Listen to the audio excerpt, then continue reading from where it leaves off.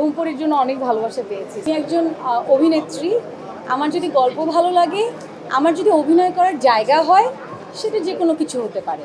ভালো লাগছে যে এই অ্যাওয়ার্ডটা পাওয়া, কারণ এটা হচ্ছে ঘুমপুরির জন্য পেয়েছি। ঘুমপুরিটা আমার সব কাজই তো আসলে খুব পছন্দের কাজ, বাট ঘুমপুরিটা হচ্ছে বলবো অ্যাক্টিং ক্যারিয়ারের অনেক স্মরণীয় একটা কাজ।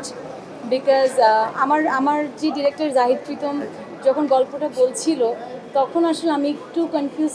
আমি ওর গল্পে কখনোই কনফিউজ থাকি না, I am so confident about like Zahid Pritam.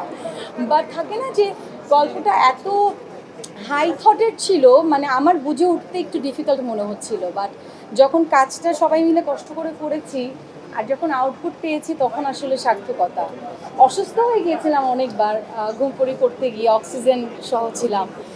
But হ্যাঁ, ঘুমপুরির জন্য অনেক ভালোবাসা পেয়েছি। ওদের স্বপ্ন পূরণে পাশে থাকতে পেরে আমরা গর্বিত।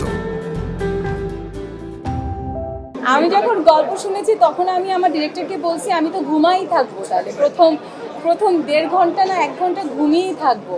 বাট না, আমি বলবো অ্যাক্টিংয়ের জায়গা থেকে this is the most difficult performance. Because it's not যে আমি ঘুমিয়ে আছি, আমি যখন কোমায় থাকবো, I have to look at you, but আমার একটা জায়গায় তাকিয়ে থাকতে হবে, কোনো চোখের পলক ছাড়া। ইভেন আমি একটা অক্সিজেন পড়েছিলাম 24 আওয়ার্স, যেটার কারণে আমার রিয়েলি অক্সিজেন নিতে হয়েছে প্রায় 3 to 4 আওয়ার্স। সো যতটা আসলে ইজি মনে হয় ততটা ইজি না। আমি কখনো কিন্তু বলি না যে আমি এই কাজ করছি, আমি আগের কাজ করব না, বা আজকে আমি নাটক করছি না, ওটিটি করছি, আমি নাটক করব না।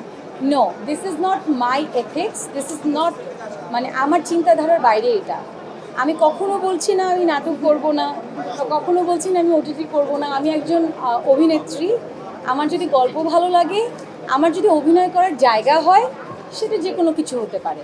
সেটা যদি মঞ্চ নাটক হয়, যেটা আমি কখনো করিনি, আমি সেটাও করব।